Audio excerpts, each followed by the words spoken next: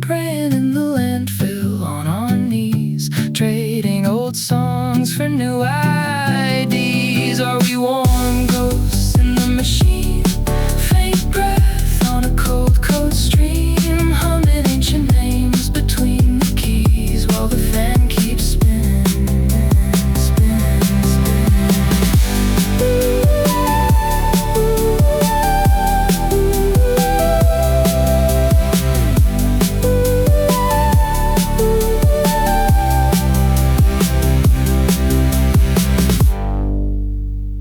Hey guys, it's Joel, and welcome back to the Taproot Therapy Collective podcast, Psychotherapy on the Couch, a psychohistory of American psychology, what psychology can see, what it can't, and why it has trouble telling the difference. This is part 8.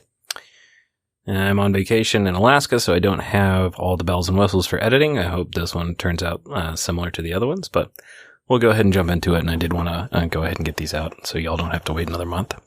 But there is a meeting happening right now in some office building in San Francisco or Austin, or one of the other usual places where engineers and venture capitalists are working out exactly when they can replace your therapist with a large language model based on AI. And they're not figuring out if they're going to do this, they're trying to figure out when they're going to do this.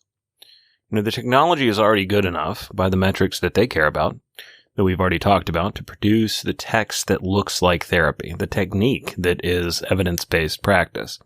The remaining problems are regulatory. They're not technical. And they're going to solve those problems. And they're going to roll out that product. And when the evidence indicts that, we'll just have to figure out what went wrong inside of this system that we're already doing as we're doing it. Because that would be evidence-based.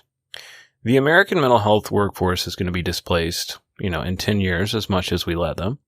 And the apparatus that we've spent 7 episodes tracing, the apparatus that built the DSM and captured the credentialing pipelines and engineered the cold machine version of psychotherapy across 40 years and still can't see what works and what doesn't, is going to embrace the replacement enthusiastically. Because the replacement is what the apparatus has been working towards this whole time.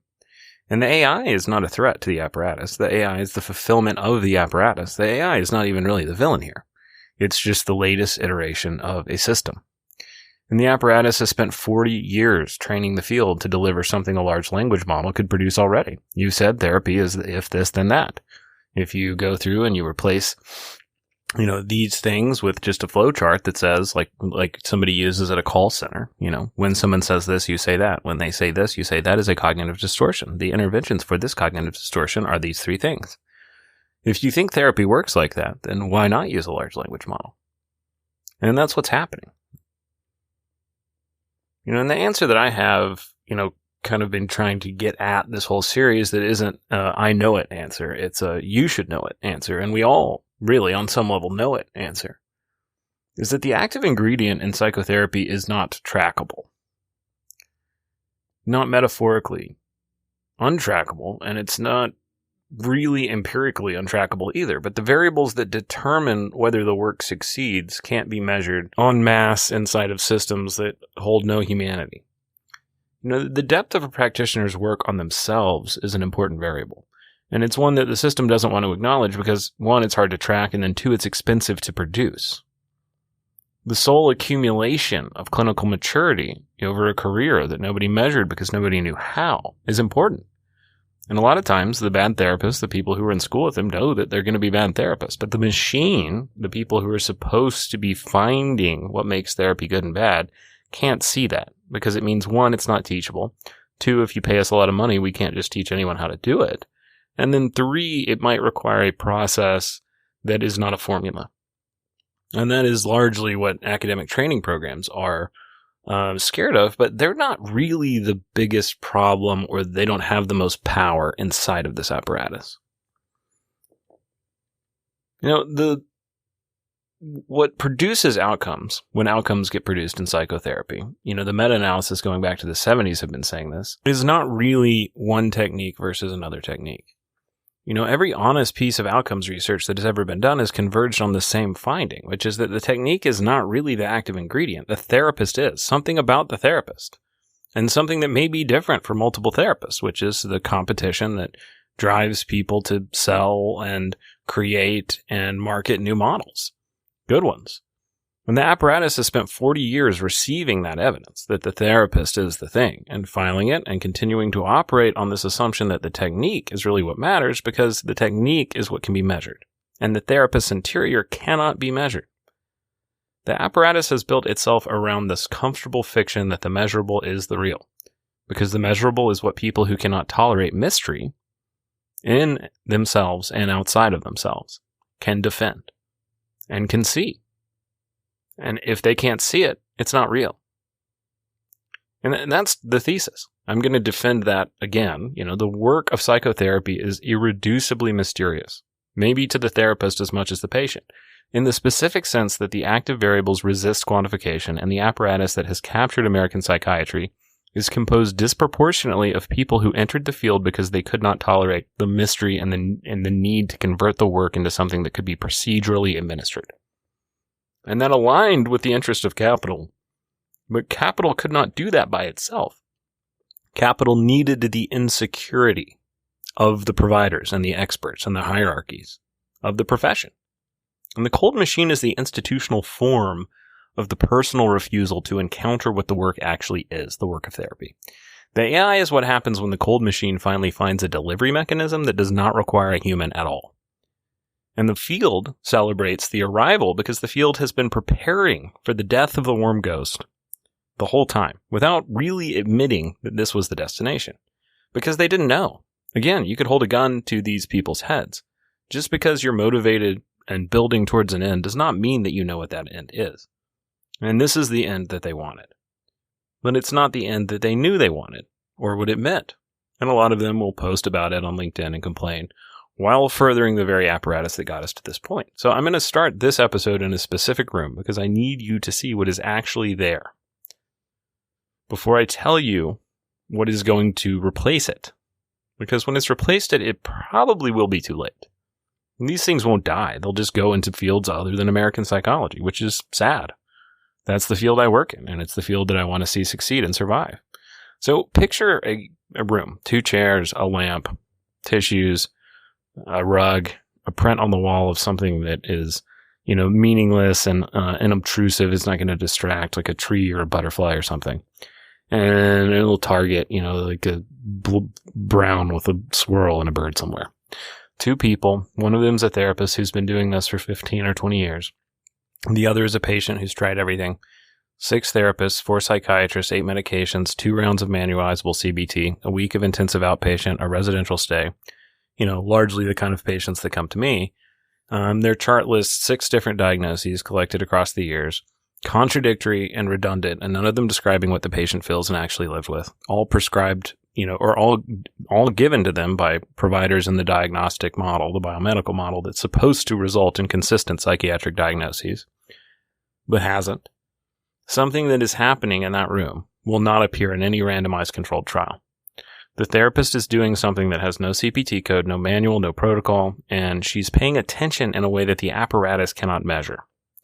Because the thing that therapist, I said she, but it could be a guy, it doesn't matter, is paying attention to has no measurement instrument. And the reason that it has no measurement instrument is that the thing is not located inside of either of them. It is located in the space between them. And the space between them is by definition what the apparatus cannot see. It can only be felt. And numbers do not feel. What is happening is the nervous system that has been living in chronic threat for 40 years is for the first time in memory registering another nervous system as safe. Not the idea of safety, not the cognitive assessment of safety, the felt state of being accompanied by another animal who will not hurt you. Something that is very old now is happening, ancient. Something that predates language, predates the diagnostic manual, predates American psychiatry, predates the apparatus and all its works. The therapist has been trained in something, but she is doing that, or he is doing that right now. Or they is doing that. Pronoun doesn't matter. The training got them to this room. But it isn't just that the therapist sees the patient and is not threatening, because there's lots of formalized models of therapy that are not threatening, but they can't see you. And there's lots of systems, like the diagnostic systems, that can see you, but they cannot love you. The real encounter is to be seen and to be held and loved at the same time. The person is seeing things that the patient doesn't see about themselves. The person is understanding things that the patient may not understand about themselves. And at the same time, the therapist's nervous system is not rebelling against what they see. There is no avoidance. There is clarity. And that is the closest that I can articulate to the ingredient of what works, is that you are witnessing and you are not flinching. And many people have had people who accept them avoidantly, but they don't really feel witnessed or held. And there's a lot of people who have been seen and they don't feel loved. And there's a lot of people who have been loved without feeling seen. And the goal of therapy, the goal of the successful ingredient of change, is when that witnessing can be accompanied by an acceptance. And there are some formulas that are better than others, but there is a limited extent to which you can formalize that process. And that is the river that has run underground while the apparatus was building walls. It never stopped being there, and it never could stop, because the thing happening in the room is not a modality that the apparatus can credential or withhold. It's a capacity built in the human nervous system. And the question of whether it gets exercised depends on whether the clinician has been trained to recognize it and trust it and follow it. And this is what the language model can't do, the LLM or the AI. Not in 10 years and not in 100. The large language model doesn't have a nervous system. It has no body. What it has is prescriptions and intellectualized information and an approximation of what it thinks empathy sounds like, which a lot of therapists have been trying to do too. I'm not saying that it's worse when an LLM does it than when they do it. They shouldn't do it either. This approximation of understanding this. I totally understand what you're going through. It's so frustrating when this happens. My guidance counselor in high school used to always, when you came into the room, would be like, I understand what you're feeling. Could you tell me what it is then? Oh no, I can't. What are you feeling? Why'd you just say that to me? The macro asks what the micro asks. And I've said this every episode. I'm going to say it now because this is the episode where the answer matters the most.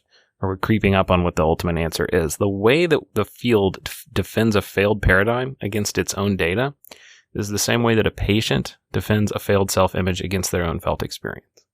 The institutional dissociation is the personal dissociation. It's just scaled.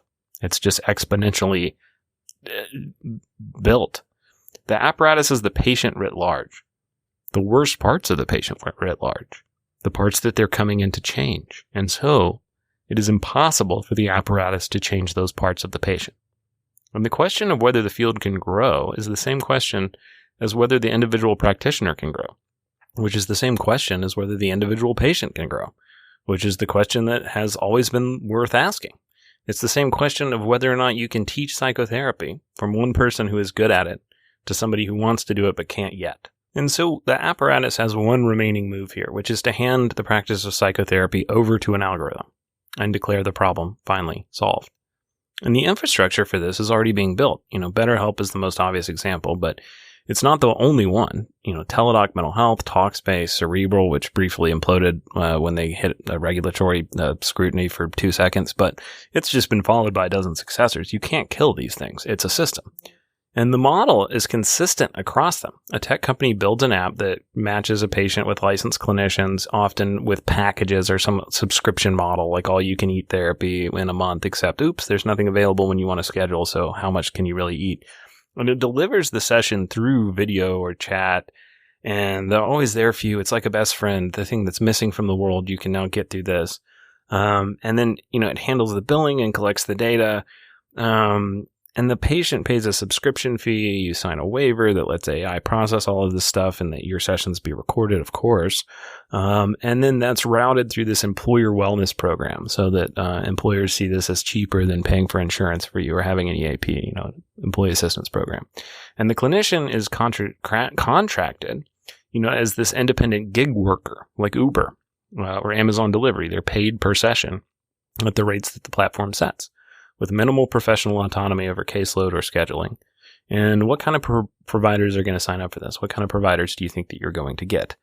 And it's what they've always wanted, to have all this data to make therapy more efficient based on figuring out all this technique that can be part of the apparatus but not part of the human to really get at what works so it can be the most evidence-based kind of therapy ever. The session is no longer a private conversation between two people in a room. It's a data event.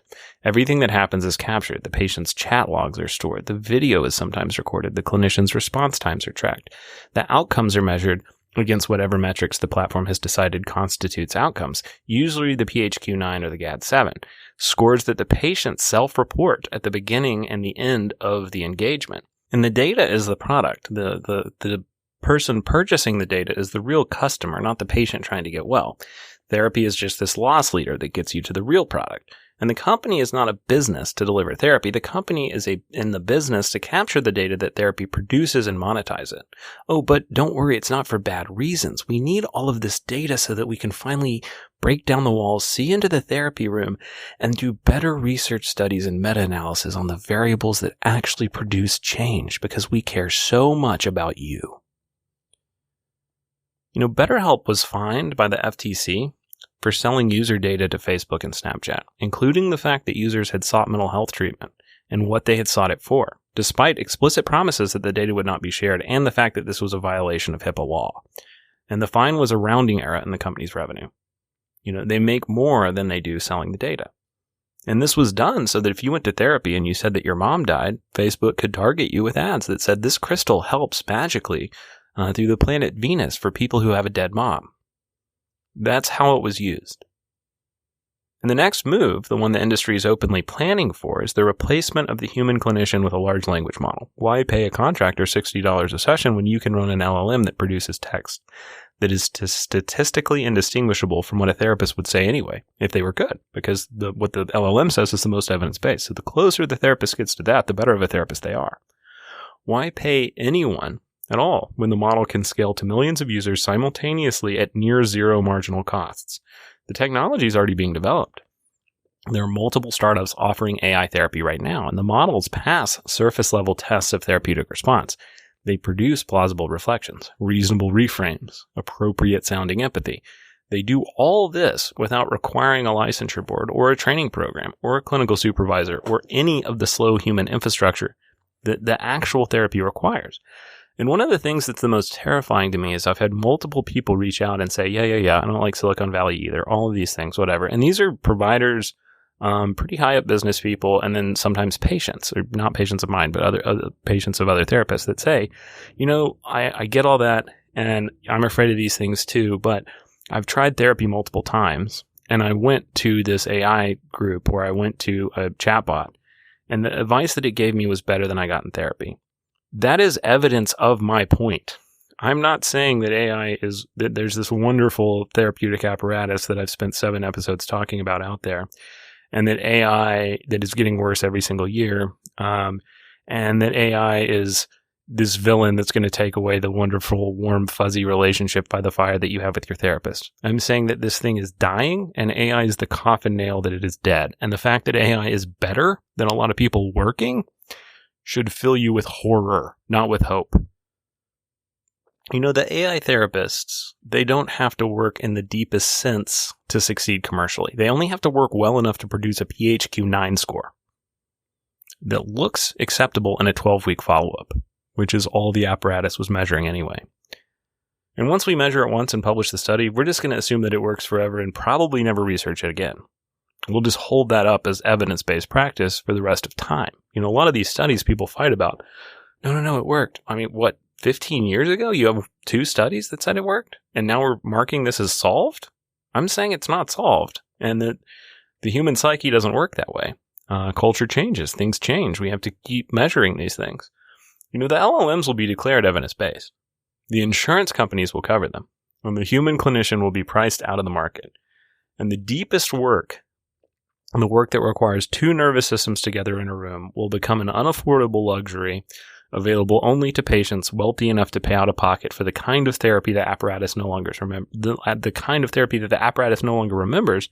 But the bad thing about that is that at that price point, the patient has too much power. The patient has enough power to make sure that the therapist doesn't challenge them. Look at these gurus in Silicon Valley that occasionally have a couple, credentials or PhDs in something. But there's scandals all the time because they charge, $500,000 an hour, and they're trying to live in, Palo Alto. They're trying to afford this stuff. And that means that the relationship is not fair to the patient because the patient can essentially pay for a yes man. And that happens a lot of times in these communities. Look at how the American generational wound has changed over time.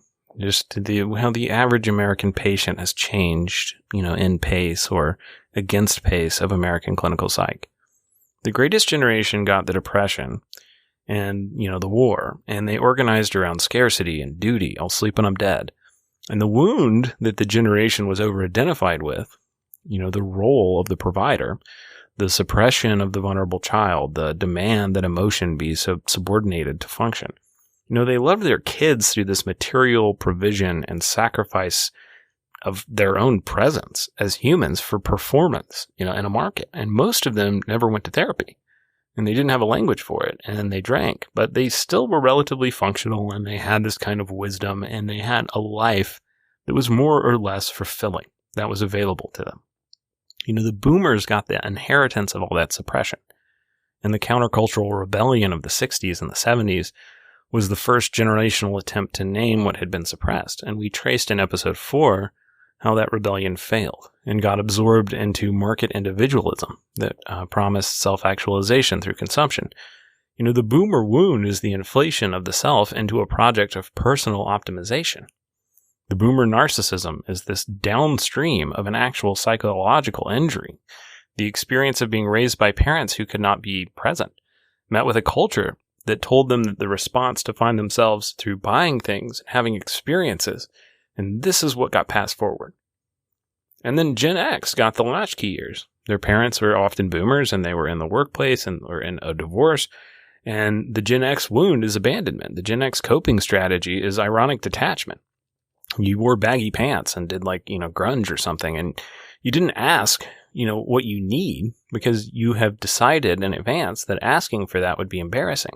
Cynicism became this armor. Your response to advertising when you had no control over the corporations was just to make fun of the advertising, but that didn't really solve a problem. And you can recognize, Gen X sometimes, like in culture, because they will narrate their own suffering with sarcasm before you have a chance to take it seriously. And millennials are my generation, and we saw this trap. We could see it. The student loans, the precarity, the economic future. We were hooked up to the fire hose of information of the internet, which, took Gen X off guard. When Gen X is graduating college, they think that they're going to go on to New York to make zines and rock magazines and publishing and all of this stuff that's just gone. They're struggling to open a PDF when these babies are have iPhones at 6. And, these political institutions had stopped functioning by the time millennials were coming out. They increasingly just had no hope for any sort of ecological or economic future. And they saw the boomer trap of self-optimization as meaning, and they said, no, that's not really real. That doesn't work. We're not going to do that. And then I guess the refusal was correct, but there was no antidote. Hanging up a bunch of Edison Classic millennial light bulbs on strings at your brewery and then being well, we have to have a personal relationship with the person that makes the beer or something. It's that dream kind of imploded. It didn't really work. It was this fake world, fake alternative, because eventually you have kids and you've got to go to work and you're trying to figure out how to survive. Same thing that happened, to the hippies basically, but less dramatic. So where did that pain go? The people that didn't get hit by the opiate crisis, which hit millennials harder than any other generation, it largely became this nostalgia. We have no vision for a future, but we can go back and play with toys. I saw a study yesterday that the amount of toys bought by adults because of millennials has now surpassed the amount of money spent on toys for children. And a lot of that is because there's no vision of a future. They're just looking back to things that they were nostalgic for that were on TV. And even when the culture was at its peak, something like Tim and Eric, the Tim and Eric Awesome Show, great job, Eric Wareham, Tim Heidegger, then they were preempting this. The things that you see on a show like that were visual techniques from the 70s and 80s. They weren't from the 2000s or the aughts, in the 2010s when that stuff was being made. It was inherently this sort of hopeless looking back because there is no solution culture. And now Gen Z is inheriting this dissociation as they start, thinking. basically. From the very beginning, they don't even have hope before they go to college. They never knew anything else. They came of age inside this algorithm, swimming amongst this information. And the screen as this co-regulator was something that happened in elementary school. They spent more time looking at a Chromebook than a teacher, than a person. They spent more time looking at a little animated avatar that said, I don't know, ancient Egyptians did this in 600 BC or 12 BC. I'm not sure. Do you want a clue? While the teacher's like, sitting at their desk trying to manage the algorithmic functioning of the Chromebook cart. The diagnostic identity is the substitute for the selfhood that the apparatus left them, because the apparatus stripped out the deeper categories of meaning over the previous 50 years.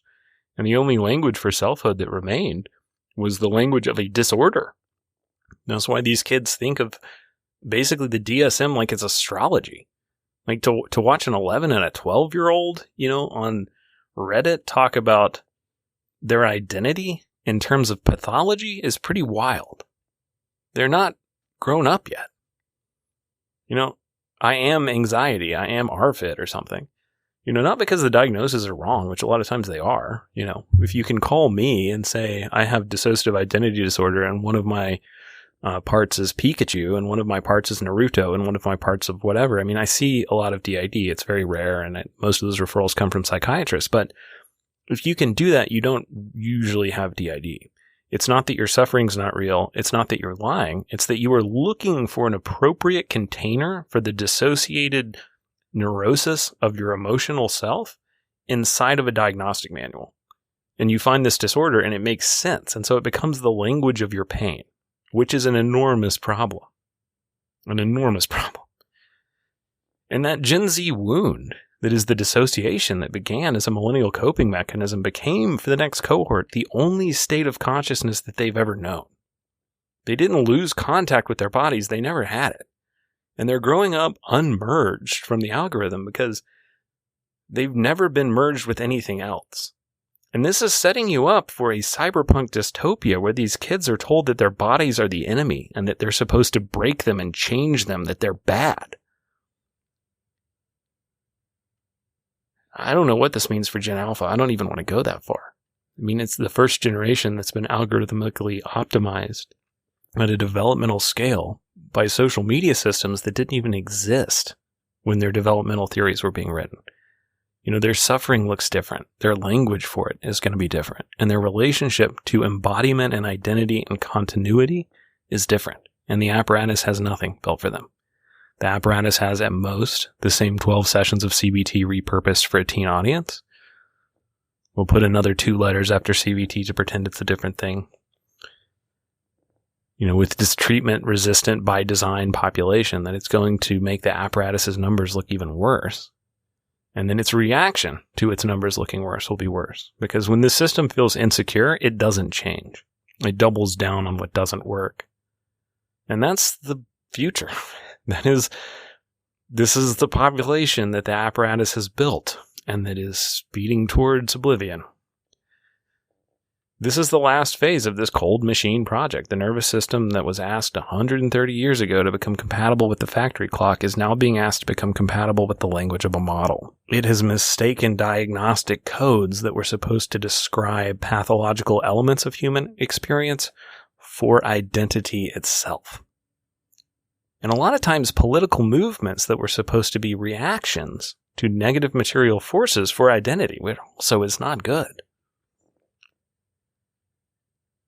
In the last 20 years, there's something that the field failed to notice. There's a series of clinical innovations that have been independently developed by different clinicians in different countries from different starting points that are converging on the same picture of what the mind is and how it heals.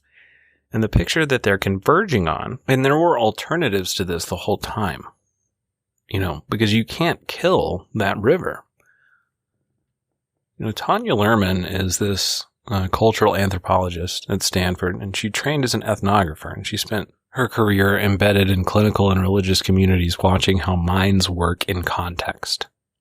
In context, the thing that the machine can't do anymore. We've driven anthropology and philosophy and a lot of co-related fields out of psychotherapy.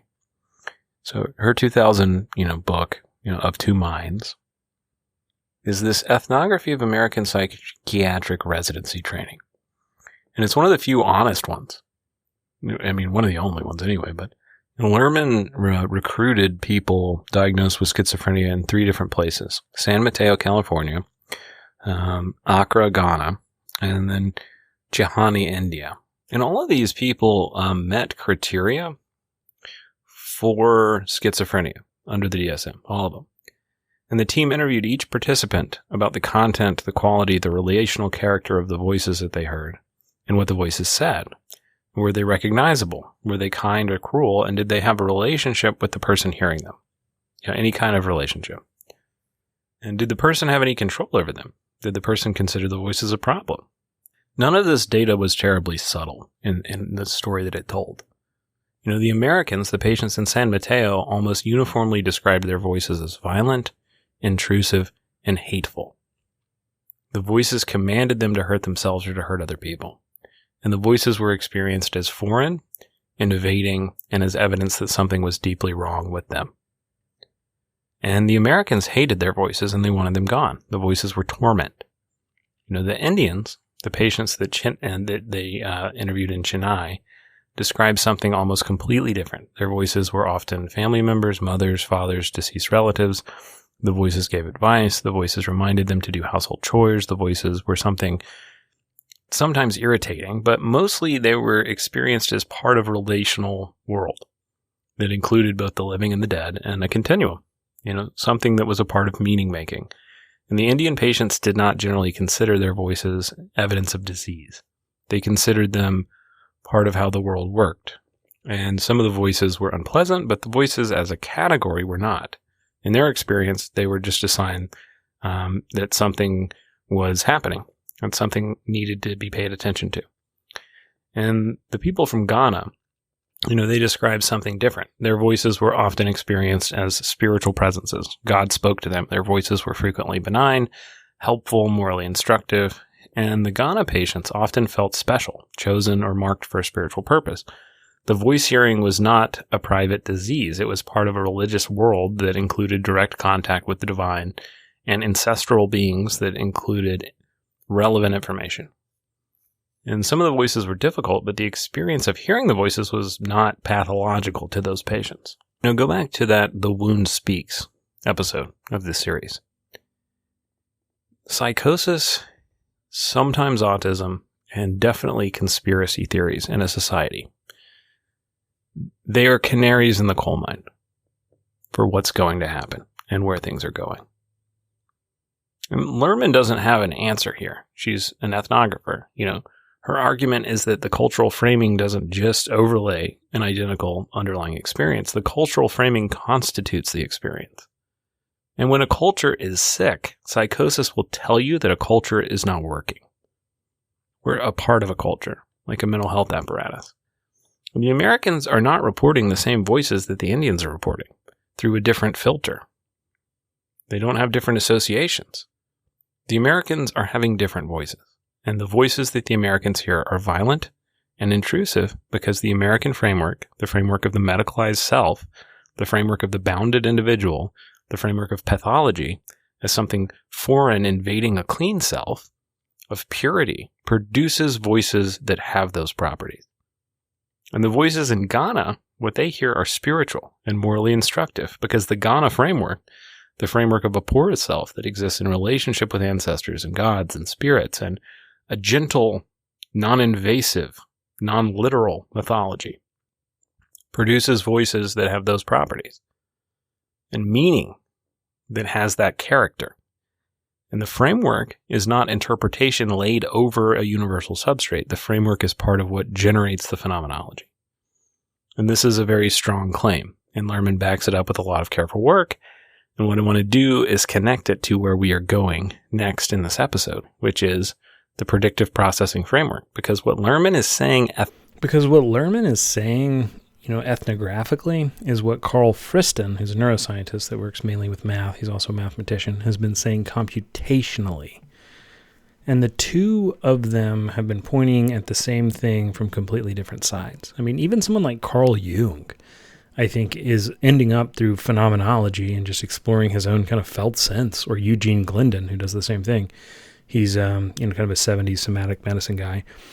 But they're entering into the same thing that Carl Friston is saying with neuroscience and numbers. Carl Friston is using numbers in a completely different way than Theodore Porter is critiquing, or something like the evidence-based practice paradigm and its worst implementations I'm critiquing. And Friston basically says that the brain is just this prediction machine. The problem with an organism is that it can stay alive if it can predict the future better, yet we can't see the future, so what do?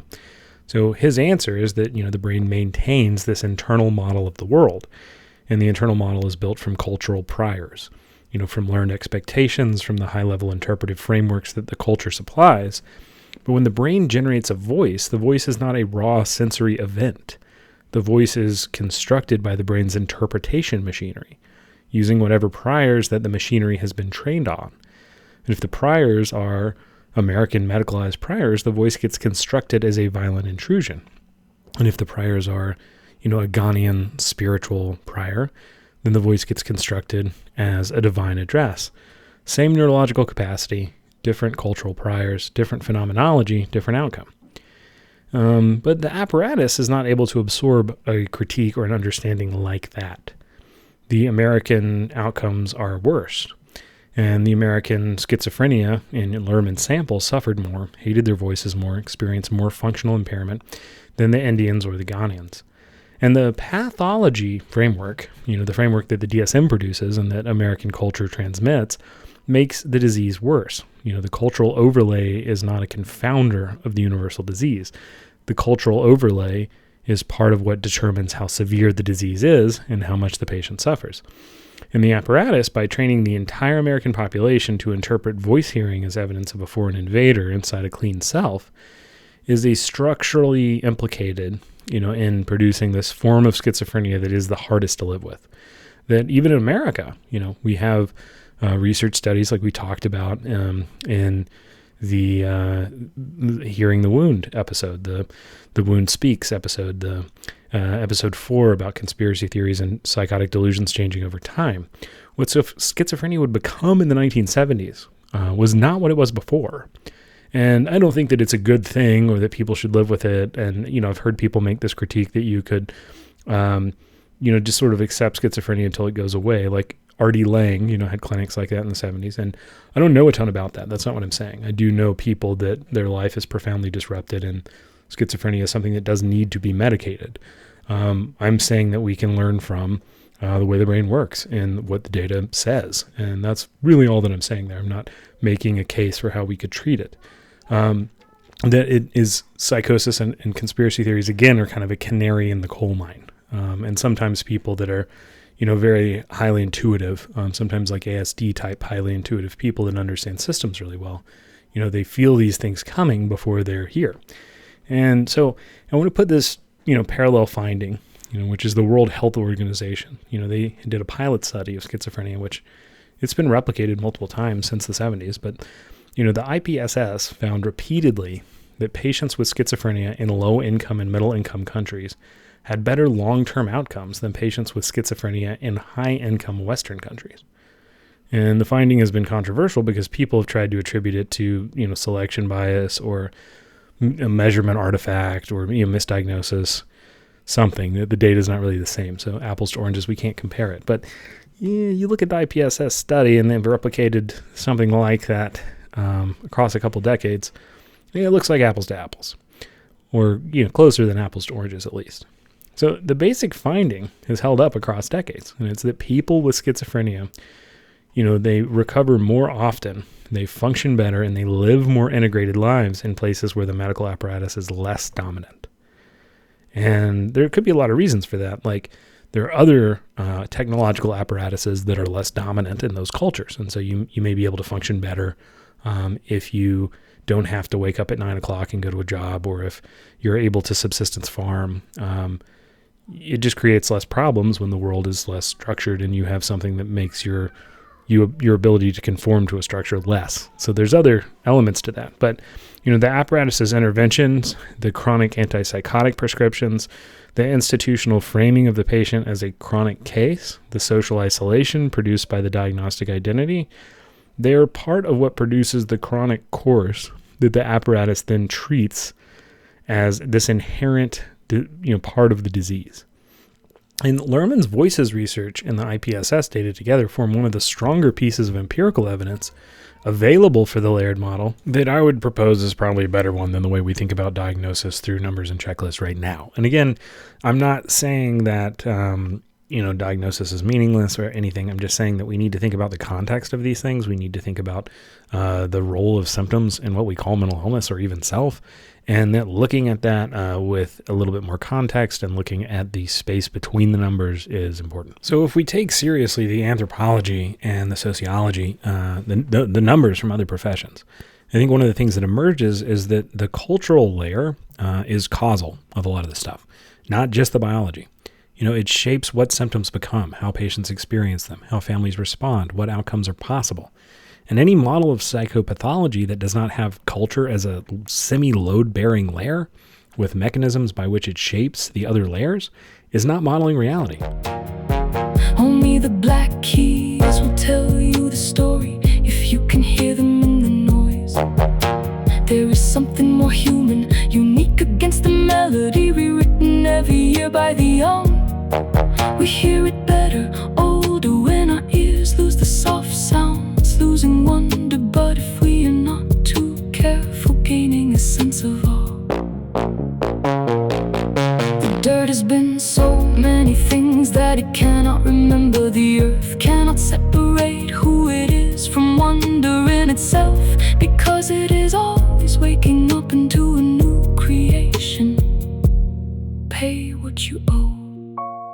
The babe says as it cries, "Who do you think you are?" Asked wildflowers in the graveyard. Remember something else, says the misspelled word in the suicide note. And this is what Arthur Kleinman has kind of been saying since 1980. Kleinman is a psychiatrist and a medical anthropologist at Harvard. And his books, particularly Recent Thinking, Psychiatry, and the Illness Narratives, are the foundational texts of cultural psychiatry. And Kleinman developed the concept of idioms of distress, which is the recognition that different cultures have different available vocabularies for expressing suffering, and that the vocabulary is not just a translation problem. The vocabulary shapes what the suffering becomes. So a Chinese patient in 1980 presenting with what an American psychiatrist would call depression often described their suffering as physical exhaustion and bodily pain. And the somatic presentation was not a defense against the real psychological depression underneath. The somatic presentation was the experience. It was the way that this person in 1980, based on their culture, experienced depression, was I'm hurting and I'm tired. And the American move to diagnose it as masked depression and prescribe an SSRI imposed a cultural framework that didn't fit and that produced outcomes that did not match the framework's predictions. And I'm not 100% a Kleinian. We're just looking at different people who have actually are serious scholars that publish about these ideas. And then I leave it up to you how these may fit together. But, Lawrence Kiermaier at McGill, he's been doing parallel work for 30 years, building out the cultural psychiatry framework into this serious empirical research program.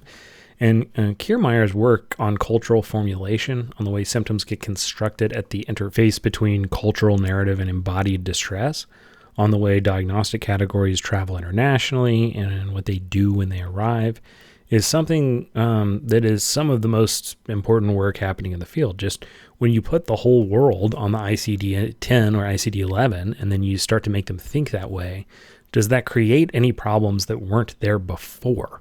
That's an interesting question. That could be its own podcast. Even if you solve more problems than you create, did you create any?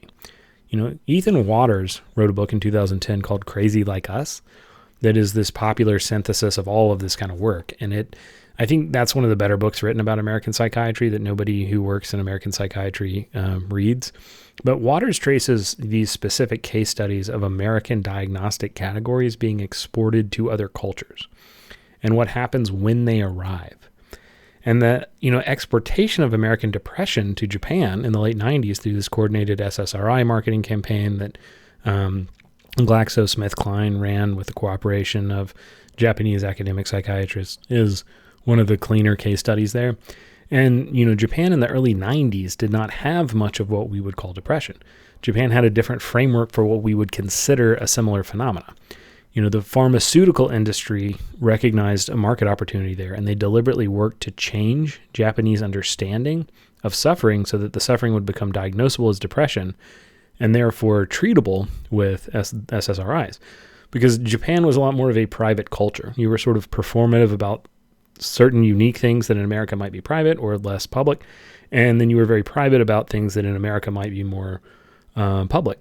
And so the way that the language of diagnosis doesn't fit that. You have to change the way that people make private and public space in order to diagnose them, because you're taking a checklist that is not understanding these things as a dynamic process, which I would argue you have to understand them as a dynamic process that is changing and blocked energy and forces. If you're not thinking that way, if you don't have some kind of model that does that, you've killed them. When you have checklists, and this is evidence to my point, when you have checklists and you take them to a different culture and they don't work anymore, that's telling you that the truth's not really in the checklist, right? So within a decade, Japanese depression rates had risen dramatically and antidepressant prescriptions had become routine. And a country that had previously understood suffering through a substantially different cultural framework had been brought into the American framework. And the framework's imposition produced the disease that the framework was designed to treat. And so now it could be treated. So just hold that picture because, we don't want the series on American psychology to leave America too much. But America did become an international model or part of one. So if we were going to go back and say, what if there's a layered model that considers all of these variables? What would it look like? What could it look like? It wasn't a checklist. Because I don't think biology should be discarded. I definitely think that a lot of mental illness, a lot of self has this biological component. I just don't think it can hold all of it, as I'm saying. So if you had a cultural layer that shaped what the biological layer expressed, then the biological layer shaped what the cultural layer could develop. And the relational layer shapes both. So the behavioral layer is built out of the interaction of all of these. And the apparatus has been trying for 40 years to identify a single layer that causes all of it. Usually looking at neurochemical. And then saying, well, we'll just go ahead and say dopamine disorder, and then, the field will catch up, or the science will catch up, and then the science has failed to do that. And I don't think the problem is in any of the directions they tried. I think the problem is in trying to make one single layer that can be screened for and quantified do everything that psychology does, that human psychology is capable of. The disease does not live in any single layer. The disease emerges from the interaction of all of them. And the only instrument that can hold all of those layers at once is a human being who has been trained to do so. If you don't train them to do it, and you don't think that those layers exist, then you can't see them, no matter how much you spend on research.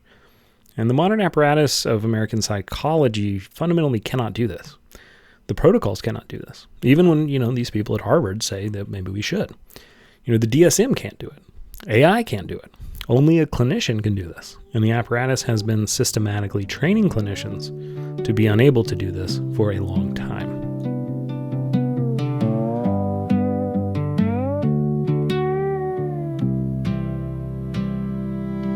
You glow blue on a bruised little screen. Coffee ring halos on a desk gone lean. Static in the vents like a far-off choir. You say you're fine, but your eyes reboot then tire. Are we warm ghosts in the machine? Soft hands on a hard glass dream. Praying in the landfill on our knees. Trading old songs for new ideas. Are we warm ghosts?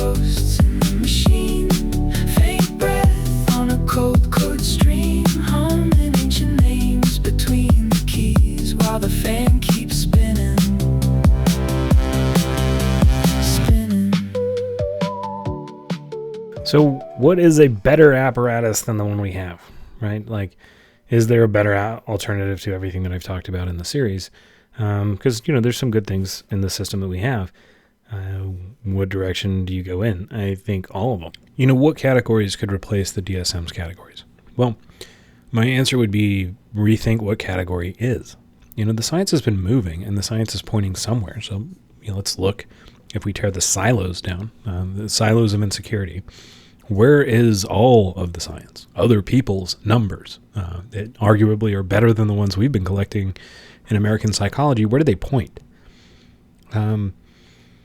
What's converging across multiple independent lines of work, which, I don't have time to talk about all these people. I got a big blog, I've got a podcast, but even half of what we write about, it's not all recorded. And most of what I write is a jumping off point to, you should go read this. If you like this, consider these perspectives. But, I can't mention all of them. But, there's a picture of psychopathology that I think could be a layered, dimensional, mechanistic, and transdiagnostic model that is probably more useful to even the hospital. And that's high top.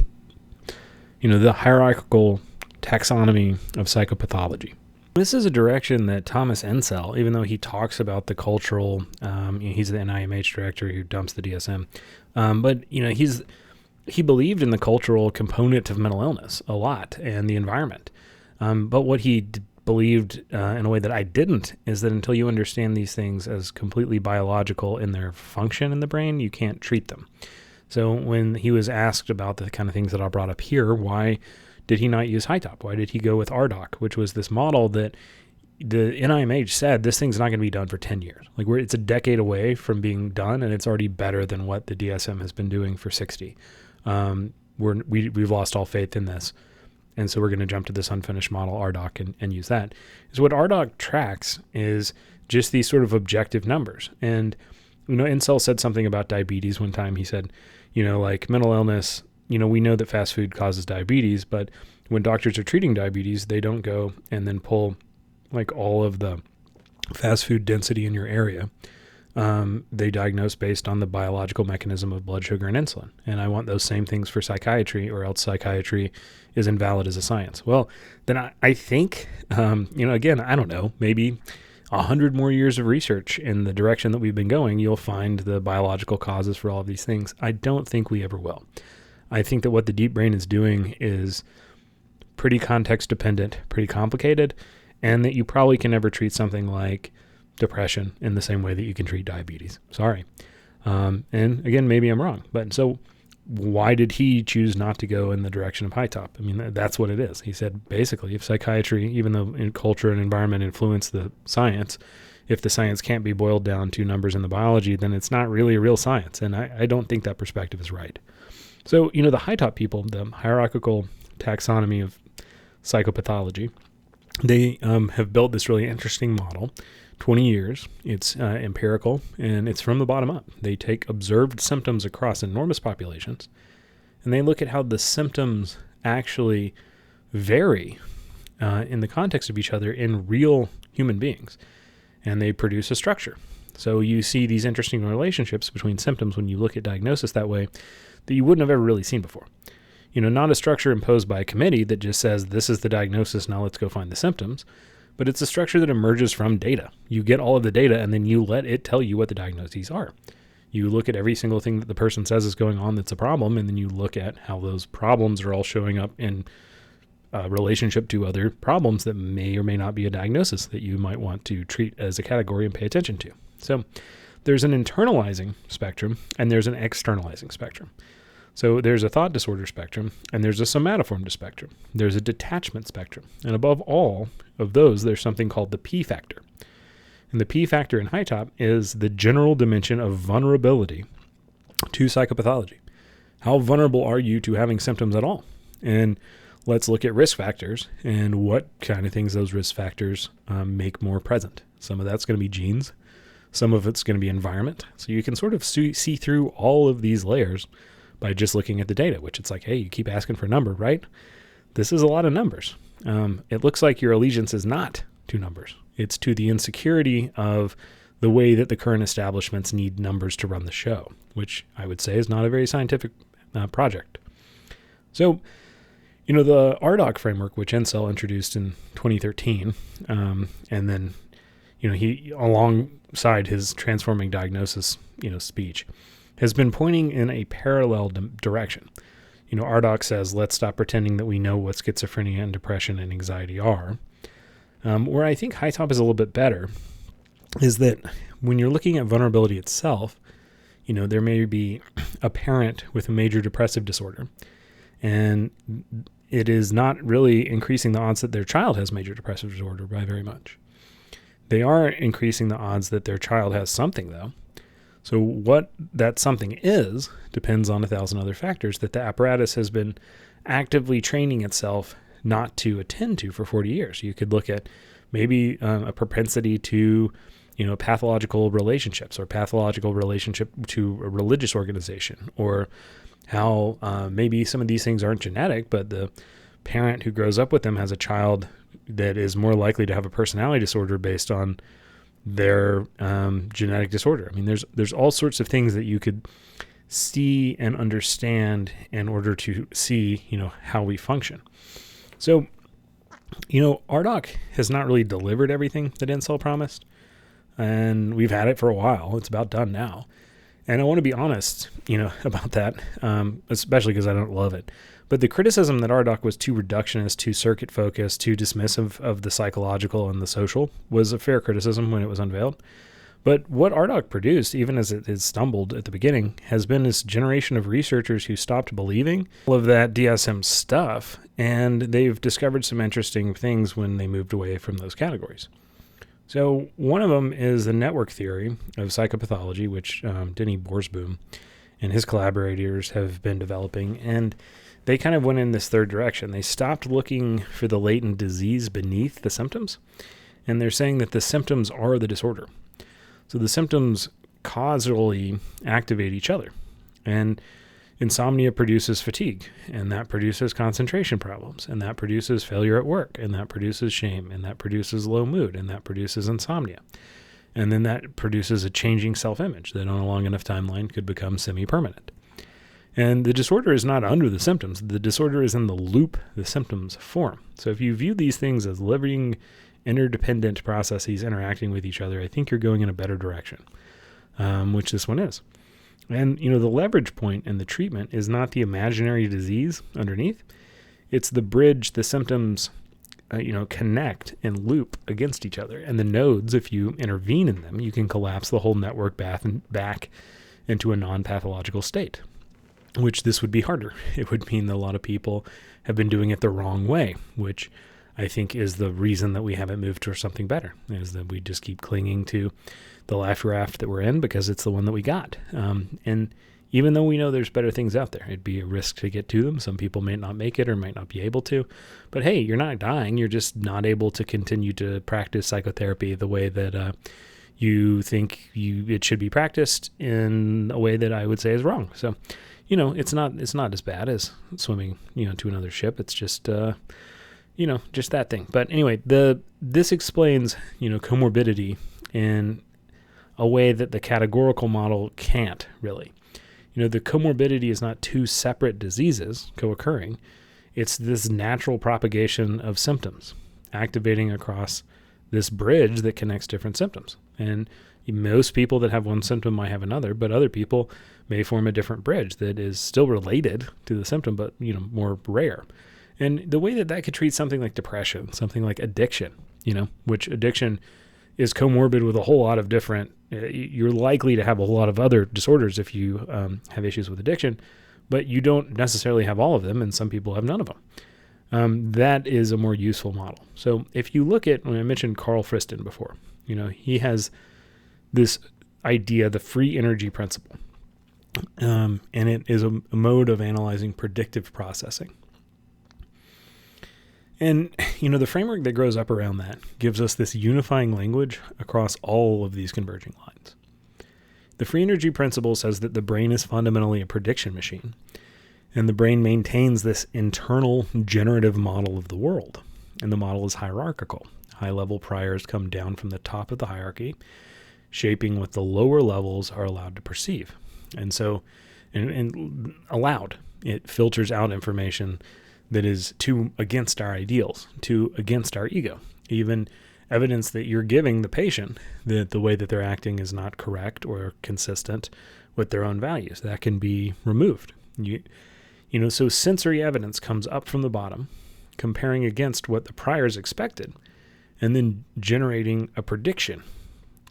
And sometimes there's an error in that prediction when the sensory evidence doesn't match. So the whole architecture is organized around minimizing prediction error. It wants to make sure that it doesn't encounter something that it didn't think would be there. And Friston calls that minimizing free energy. So the brain wants its predictions to come true, because predictions that come true mean the model is accurate. And an accurate model means the organism can act in the world successfully. It becomes pathological when we start pretending that our predictions are accurate, even though they aren't, because the reward system of getting that prediction correct becomes more pleasurable than actually being effective in surviving as an organism, right? The brain creates something outside itself there. So there's this critical variable in the Friston system, which is precision weighting. The brain is constantly deciding how much confidence to put in its priors versus how much confidence to put in incoming sensory evidence. And so if the priors are weighted heavily and the sensory evidence is weighted lightly, the brain ignores contradictory evidence and it stays committed to its existing model. If the priors are weighted lightly and the sensory evidence is weighted heavily, then the brain updates its model rapidly in response to whatever it encounters. And the balance between top-down prior weighting and bottom-up evidence weighting is set by neurotransmitter systems, by attention, by emotional states, by cultural training, by every layer of the system at once. And here is the move that makes the framework so powerful for psychiatry. Every major psychiatric phenomenon can be reframed as a specific computational failure of the prediction error machine, and with a specific signature in terms of how the precision weighting has gone wrong. So that's pretty useful for something like a personality disorder. That's very useful for something like schizophrenia, a delusion or a hallucination, when you're looking at a model instead of just, is the symptom there or not? What was the gene that made it be there? What's the biological reason? Well, that's biology, and it's numbers. But it also isn't as simple as American psychology wants the numbers to be. So psychosis is the classical predictive processing account of, psychosis like schizophrenia involves underweighting high-level priors and overweighting low-level prediction errors. So the brain stops trusting its model of the world. Every minor sensory anomaly generates a strong prediction error that determines explanation. So the brain scrambling to explain this cascade of unexpected events generates new high-level beliefs to account for them. And the new beliefs are not constrained by the previous model because the previous model has lost its precision. So the explanations become bizarre, but they feel true. Delusions. They form not because the brain is broken in some random way, but because the prediction error machinery is doing exactly what it's supposed to do, except that the precision weighting is set in a way that produces a runaway cascade of error correction.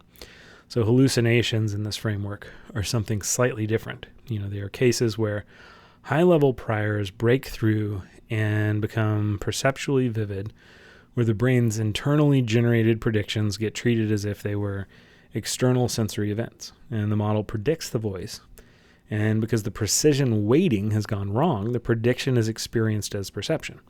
So the brain literally loses the ability to tell the difference between what is outside of it and what it is making up. And then what it is making up becomes more real than what is outside. And I stop making sense to other people, but I still feel completely right to myself in a way that you can't talk me out of. In a way that it kind of isn't wrong, because usually I'm making some sort of metaphor based on information that was true at some point. But I've lost the sense of kind of time updating and context. Now, hold this next to, and this would explain why CBT for psychosis and schizophrenia, which there's a manual for that I read, and I thought it sounded crazy and tried to use it once in the hospital and said, yep, this does not work. But it would explain why something like that does not work.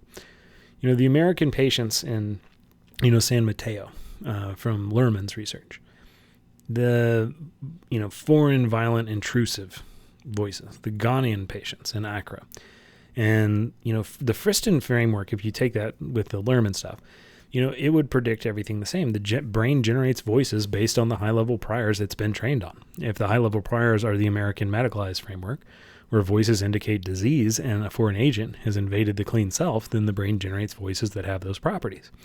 If the high-level priors are the Ghanaian spiritual framework, where the direct address from divine beings is part of how the world works, then the brain generates voices that have those properties. And so the neurological capacity is the same. The precision weighting failure is the same. The cultural priors that shape what the failure produces are different, and that difference becomes enormous. Autism.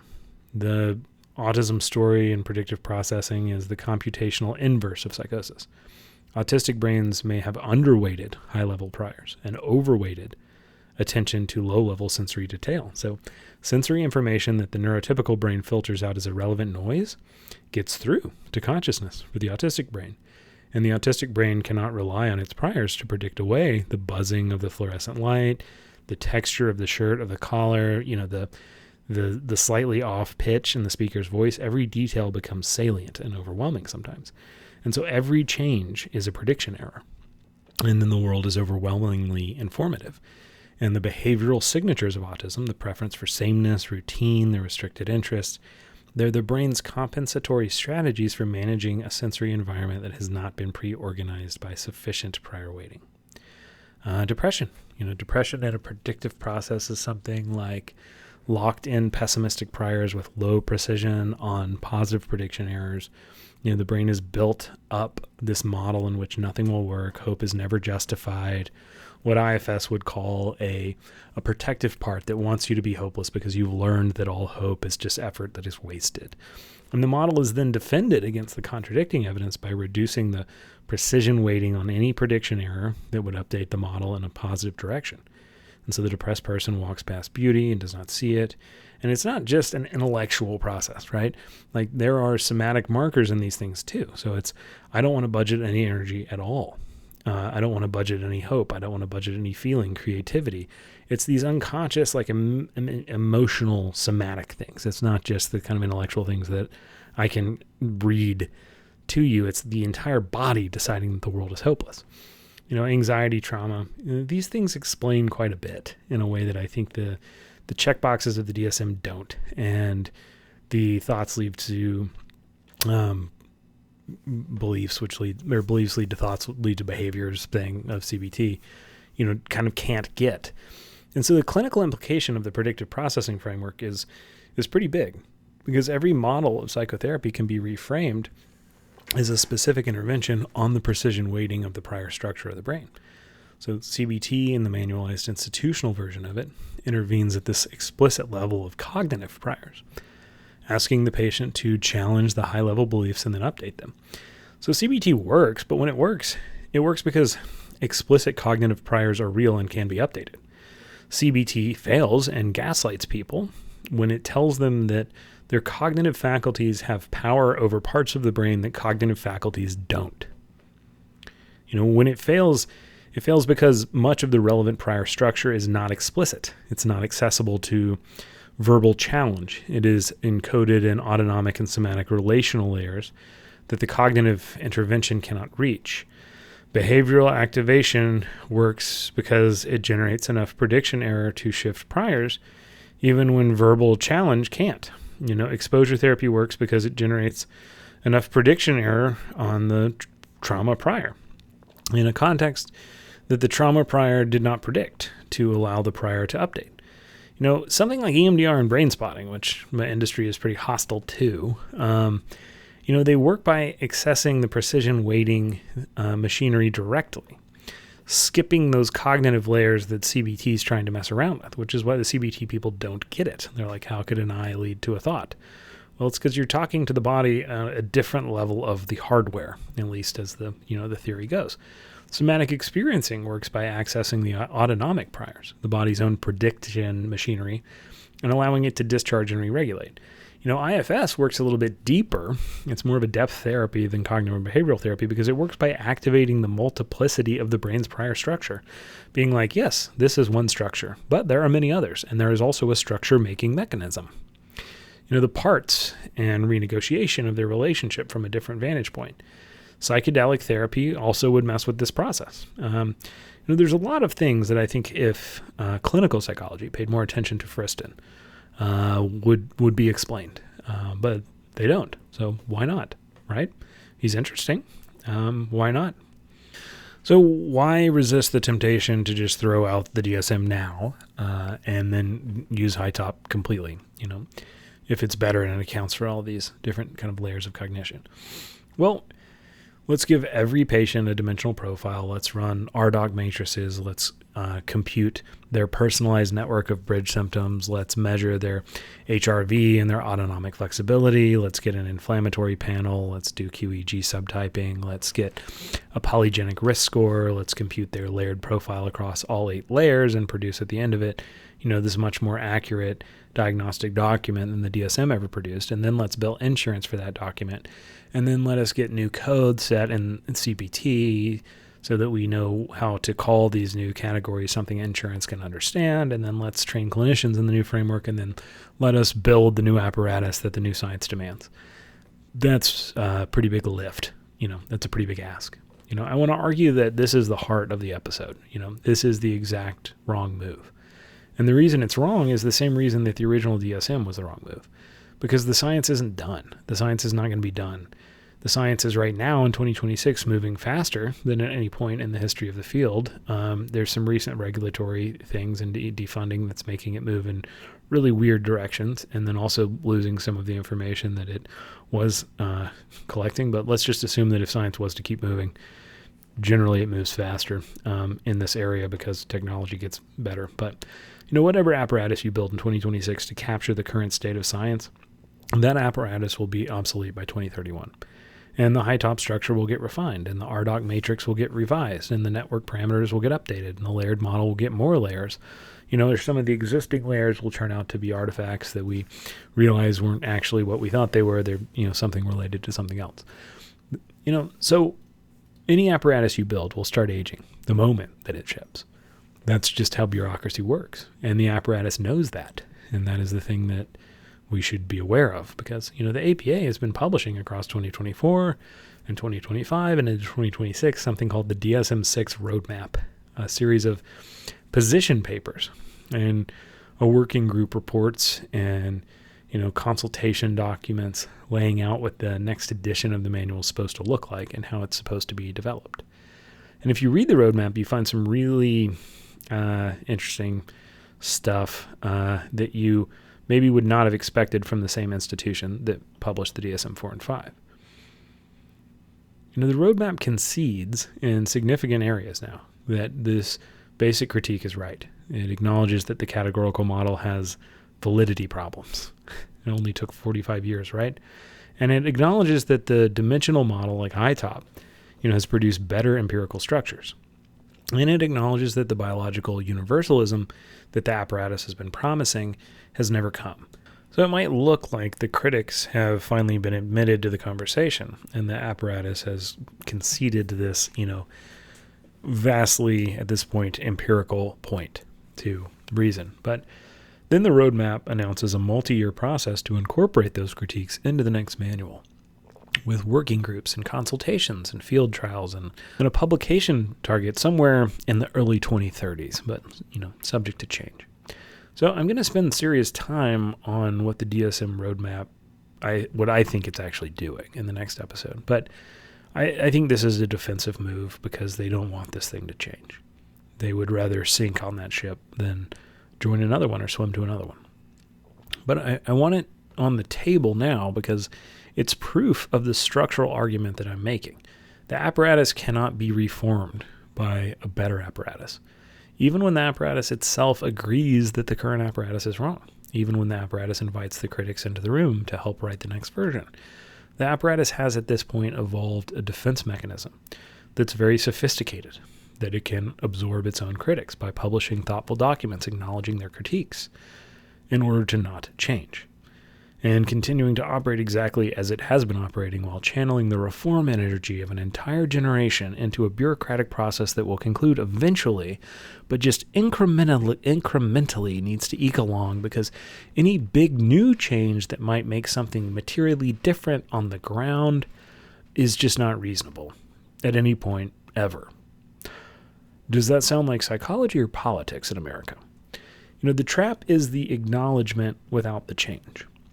The trap is the apparatus saying, like America said to the hippies, like America said to the millennials, like America said to Gen X, like, here is a 10-year working group to address your rightness. While the billing codes do not change and the training programs do not change and the captured measurement infrastructure does not change, you should still know that we see you and we feel you.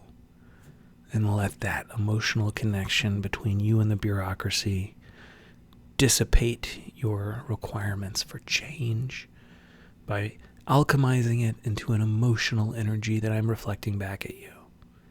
Does that sound like a large language model? Because if you complain about something, that's what a large language model will do. And I don't know if anyone's seen the movie Avatar, but what I call the bureaucratic move, where bureaucracy says, hell no, we're not going to do that, but we can't tell you that because there's a whole lot of energy asking us to change. What you'll do, and they do this right and left, you will see a politician do the thing from Avatar, where they say, I see you, I feel you, Jake Sully. And then they don't do anything that the group is actually wanting. They just want to make sure that, you feel heard. The reform from within is being staged by the apparatus itself as a defense against actual reform. And the structural argument is that no apparatus can fix this, including the apparatus that is currently inviting reformers to help fix it, because the apparatus that is doing the fixing is the problem. And it is always participating in its own reform by its own design. And deep down, it knows how that works. And so do the people who are doing the working. But they can't know that. They can't let themselves know that they know. Just like a patient in therapy that's participating in their own symptom. And that's the move I want you to track. The frontier is moving too fast for any apparatus to capture, and that is what is actually different about this moment from any previous moment in the history of psychiatry. We don't need a better manual. We need to stop pretending the manual is the right kind of instrument. Because the instrument that can actually keep up with the fast-moving frontier is not a manual. That instrument is an informed human being. And the instrument is not just a human being in the trivial sense of needing somebody to deliver the protocol that's not an AI. The instrument is a human being in the strong sense that the active variables of the work are inherently untrackable. And only a human being can navigate untrackable variables. And the depth of the clinician's own work on themselves limits their ability to do this. And that includes how many books they've read that year. The quality of their attention. The capacity to stay regulated in the face of dysregulating material. The one who says, I don't work with this issue because it just... What do you mean? That's an entire, gender of people. You don't work with a whole gender of people? That seems like a lot of the population. Maybe you need to do some work.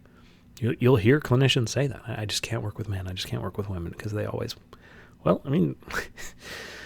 Anyway, there's some problematic stuff there.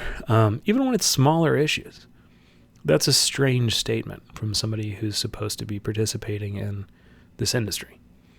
There's an intuition that comes from having sat with hundreds of patients and developed a felt sense for what each patient needs. And none of these can be measured in advance. None can be specified in a manual. None can be transmitted through a brief training. And all of them together are what produces outcomes when outcomes get produced. And the apparatus has spent 40 years pretending that these variables do not matter because they cannot be measured. And the pretense has produced a generation of clinicians who have not been allowed to develop the variables that matter because the training programs were busy training them on the variables that could be measured. And the result is that the variables that matter have been getting weaker in the credentialed workforce year over year. And the apparatus has been congratulating itself for the improvement in fidelity scores, while the actual quality of care metrics, like the replication crisis in CBT shows us, have been getting worse. We made up a new number that we're getting better at. It's just not how many patients are getting better. And the science is pointing at the limits of any standardized apparatus. And the question that follows is, if no apparatus can keep up, what do we do? And the only answer, honest answer, is a well-trained, curious, integratively capable, and supervised clinician with the time and the autonomy and the freedom from the bureaucracy and the freedom from the numbers to actually think about the patient in front of them. And the clinician is the instrument that catches the frontier. Not because the clinician is magic, but because the clinician is the only thing in the entire diagnostic system that can read across all of these layers and context and space between numbers and weight them in real time against the specific patient's specific history and hold the dimensional profile in their head alongside the network of presenting symptoms. Notice when the autonomic states shift mid-session. Integrate the work, the reactions and inflammations and attachments, and all of the history with the cultural symbolic context, with the immediate behavioral pattern, and produce working clinical formulations that update session to session as new evidence comes in. And if you want to say, yeah, but who can do that? The kind of people who the incentive structures and the apparatus should be pulling in to work in psychotherapy again. Well, that's not reasonable. Why? You better go out there and make it reasonable if you want anything to change, because there's not a system, and there's not a metric, and there's not an assessment, and there's not something that doesn't kick people out and attracts the wrong kind of person that looks like an educational system that can tell you something that can make you do that. The clinician is the instrument because the clinician is the only thing in the system that can hold all of those things at once and see through them. And this is what the apparatus has been actively working against for 40 years. The apparatus has been trying to make the clinician fungible. That word matters. Fungible, interchangeable, replaceable. The apparatus wants any clinician to be substitutable for any other clinician. How do we just find out the important thing that they did so that we can make anyone do it? Because that is what makes the billing infrastructure work, and that is what makes the insurance panels work, and that is what makes the credentialing pathways work. But more importantly than that, it is what makes your faith in those things work. Contrary to the evidence that it doesn't. And that is what makes the eventual replacement of the clinician by the algorithm possible. And the apparatus has spent 40 years systematically de-skilling the clinical role, narrowing what the clinician is allowed to know, restricting what the clinician is allowed to do, shaming and judging any clinicians that know anything that they're not supposed to, that is the forbidden knowledge, the black magic, which that forbidden knowledge is just the things that Harvard professors are publishing in other fields that are related to psychology, I'll point out. To convert the clinical encounter into a procedure that can be replicated by anything. And the question that closes this whole discussion is, how was that allowed to happen? How does a field that produces a generation of clinicians who can see what is wrong, who can name what is wrong, who have the evidence base that says what is wrong, fail to change what is wrong? And the answer is not that the field is stupid. The answer is that the clinicians are complicit. The answer is structural, and it has to do with the way that American psychiatry has positioned itself in the culture, and the way that it has built its sociological armor, and the way that it uses complexity as a shield, and reverence to numbers as this wall. And accountability is something that only ever flows downhill, from the institution towards the clinician, from the highest paid people to the least paid people, and never the other way around. And this is the next episode. This is what episode 9 will be about. In the first episode, I said that psychology is America's eye and is the apparatus through which we have learned to see ourselves. And we are teaching other countries at this point, or at least influencing the way that they see themselves through our eye. We've put it in their head. And the lens that we use to describe our inner life is this stuff that I'm talking about. I can't even get away from the words that I may or may not agree with in order to discuss these things because they're the words that we have. And, we cannot see the lens because we're always looking through it. Every time we try and examine psychology, we use the concepts that psychology gave us. That's what I said in the first episode. We critique the DSM using diagnostic thinking, and we question therapy using therapeutic language. The apparatus of examination is doing the examining. And this series has been an attempt to get outside of that trap. Not by rejecting psychology, which, I said in the beginning would be, crazy to do, but by tracing the history of how the apparatus came to be so that we can see it as a historical object rather than this eternal feature of reality that was handed down by God and the only way that things could ever be. But be honest about the limitations of that move. Stepping outside the apparatus does not give you a view from nowhere. It gives you a view from another apparatus, which is why the people who jump ship from this into, kind of wild men's rights Instagram or new age stuff, or, well, everything means nothing, man, and diagnosis isn't real. That's like saying categories aren't real. What categories where? Sometimes diagnosis is applicable. This podcast is an apparatus. The blog post is an apparatus. The book that I'm writing is, will hopefully not be, I wrote it to resist something like that, but who knows? Every form of articulation is an apparatus because every form of articulation has rules, and the rules shape what can be said, and what cannot be said gets left out, and what gets left out is still part of the truth. And the eye that cannot see itself in isolation can be seen by another eye. And this is the secret of psychology that the apparatus, could not capture and never will. Healing happens in relationship because seeing happens in relationship.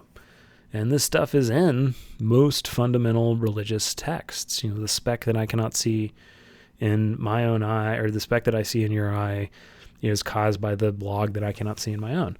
You can't find your own blind spot. You need someone else's eyes for that. And the other person cannot find their own blind spot either. And systems and bureaucracies don't provide the kind of accountability that accounts for the subjectivity that is required to check these things in a psychological entity. Psychological bureaucracy. They need yours. We need each other. And the work at its deepest is the mutual offering of sight. It is the communal activity of seeing what could not be seen alone. The church at its best did this, and union halls in America, and the village council, and the extended family, and all of the other meaning-making, load-bearing structures of our world. The community, in its moments of actually being a community, does this. Psychology, when it has been good, has done this too, because of those times it was a community. And now it's more of a bureaucracy than a family. And the hour in the room when something works is the communal seeing in miniature between two people. I would like an apparatus, a cold machine, that the ghost can warm up a little bit more. It's tried to eliminate all the communal ways of seeing. It's tried to replace it with procedures that could be delivered interchangeably and providers that could be interchangeable and measured on interchangeable metrics and build on interchangeable codes. And it did all of that because it wanted a machine that it could build that would do accountability and do self-awareness, and do a system of growth and discovery in place of the human. And that project failed. If this convinces you of nothing else, it should be that those things cannot be done bureaucratically. The communal seeing cannot be eliminated. It just goes underground when you make it illegal. But it doesn't die, it waits. And while it waits, it does what it's always done, which is to lie in private practices and supervision groups and accidental conversations between trainees and elders, and the small daily moments in which one person looks at another person and accidentally tells the truth because they forgot to act and they forgot what they weren't allowed to know. And the cold machine does not know how to see itself. So it builds bigger structures of measurement that look like seeing, but they're not seeing. And the warm ghost knows that seeing requires another eye. So it keeps finding the other eye in whatever crack the apparatus has not yet closed. And that is what the field is underneath everything that I've described. Two eyes in a room looking at each other, neither one able to see itself, and both willing to see the other as old as humans. That is not going away. And it's not really winning either. It's holding. The questions remain. What is consciousness? What is self? What is meaning? What is healing? What is the relationship between body and the mind? And what does the mind call itself? What does it mean? Whatever. These aren't questions that are going to ever be answered definitively. And they are not questions, I think, that can ever really be answered biologically. They are questions that we are going to live inside, no matter where they come from. And that is what psychology in its best sense always has been. Not a science that closes the questions. a practice that stays with them alongside the suffering person for as long as the staying is needed. And that is the right to be uncomputable that you have. The right not to be a gear in this thing or a bit of data to be sold. The right to withdraw from measurement. The right to defeat the apparatus, not the promise that the worm ghost will win. The right to be fundamentally more than the measurement can contain. Because you already are, whether or not you know it. So don't forget. To remain in the depth of what we are is an open question. And to be met by another open question in a room where neither of you knows the answer. And the not knowing is the practice. And the practice is what we have. And what we have is enough. And the apparatus cannot give you the right to that. The apparatus cannot revoke it either. It's already always will be, always was yours. And the work at every scale, individual and collective, is to live as if we already knew that. It requires the faith to do something as loud and as crazy as myself and a lot of other clinicians have done, where we just say, hey, come on, wake up, this is it. And isn't that kind of weird and isn't that kind of silly?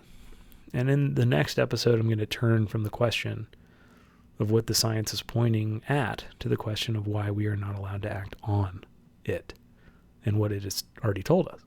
Why the field produced this evidence and it's still structurally prevented from reorganizing around it, and why the apparatus persists when the people inside it can see exactly what is wrong with it, and why reverence is the social technology that protects captured institutions from reform in a completely secular and objective way, and what would have to change for the practice of sitting with another human being to survive the era that we are entering. Grandfather's Bible on the same old shelf. Dogged margins arguing with your younger self. You type out a question to a nameless guy. The cursor just blinks like an unclosed eye. Are we warm ghosts in the machine? Soft hands on a hard glass dream, praying in the landfill on our knees, trading old songs for new IDs. Are we warm ghosts in the machine? Faint breath on a cold stream, humming ancient names between the keys while the fan keeps spinning.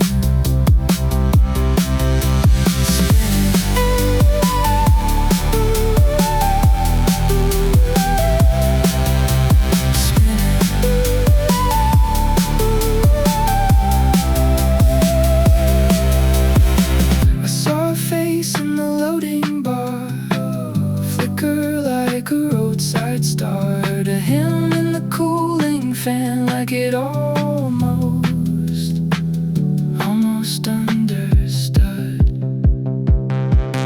If the circuit sings, is it calling home? If the copper dreams, does it dream alone? If I touch your cheek,